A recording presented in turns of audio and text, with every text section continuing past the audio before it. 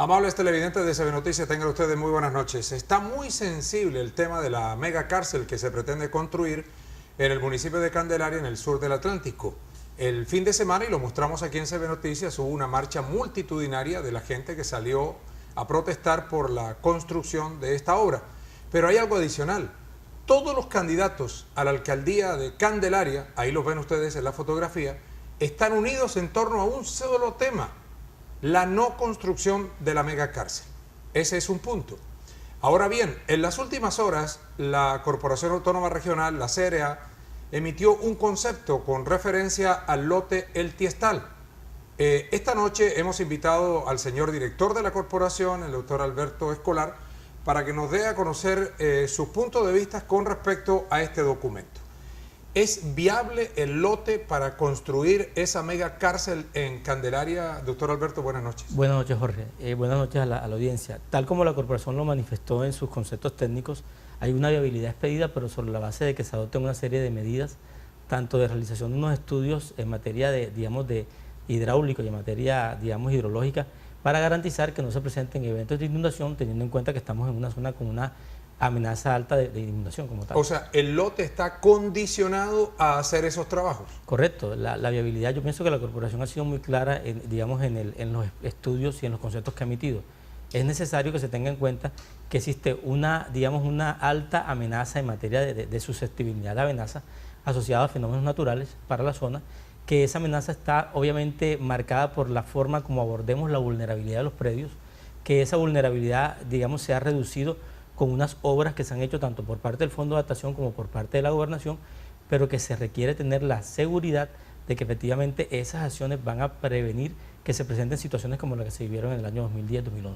No solamente en el año 2010-2011, en el año 1984, cuando hubo la primera gran inundación en el sur del Atlántico, tenemos referencia de que el lote del Tiestal también quedó bajo las aguas.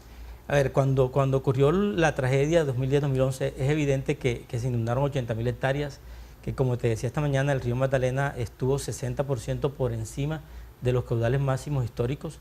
Eso condujo a que se desbordara incluso la carretera oriental y a que se adoptaron una serie de medidas, no solamente de construcción de esos mapas de susceptibilidad y amenaza del Departamento del Atlántico, sino también unas medidas de protección por parte del Fondo de Adaptación y por parte de la Gobernación.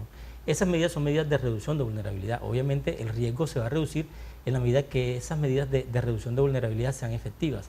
Pero cuando hablamos de un lote en particular, cuando la corporación exige que se hagan estudios como tal hidráulicos, se pretende que se haga un buen manejo de escorrentías, porque cuando tú te proteges de una posible inundación de fenómenos externos o de factores externos como el río Magdalena o el canal del dique, te estás exponiendo a la venida de crecientes derivadas de las lluvias, por ejemplo.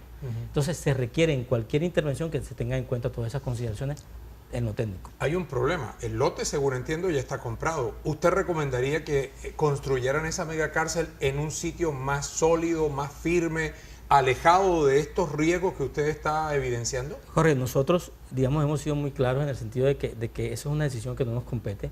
Nosotros simplemente nos pronunciamos sobre la condición ambiental de los predios ubicados en el departamento. En este caso hemos dicho, es viable la construcción siempre y cuando se tengan en cuenta estas consideraciones. Lo que ocurre después con respecto a las otras posibilidades que haya de sitios, pues eso dependerá de los factores que manejan las demás entidades. Nosotros nos centramos en lo ambiental exclusivamente. Óigame, usted me pone a pensar en otra cosa. ¿Cuánto costarían esas obras adicionales que está recomendando hacer la corporación frente al presupuesto que puede tener el gobierno nacional y la gobernación para construir la mega cárcel? Bueno, en este momento lo fundamental es tener los estudios desde el punto de vista hidráulico, hidrológico, que permitan determinar qué es lo que hay que hacer adicional. Ya hay unas obras de protección en cuanto al río Magdalena, en cuanto al canal del dique. Hay que revisar los drenajes, las áreas de drenaje, que no se presenten, ningún tipo de evento futuro que pueda afectar el predio. No podría darte un valor como tal, pero sí es un valor que tendría que ser inmerso dentro de los costos del proyecto, indudablemente. Bueno, uno quisiera preguntarse si de pronto las obras complementarias van a costar más que el mismo predio, el mismo lote que se compró para la mega cárcel. Eso lo dirán los estudios.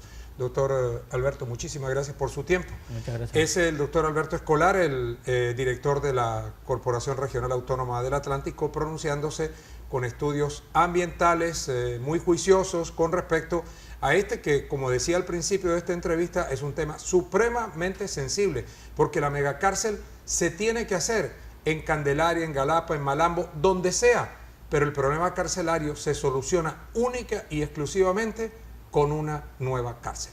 Seguimos con otros temas del día aquí en CB Noticias.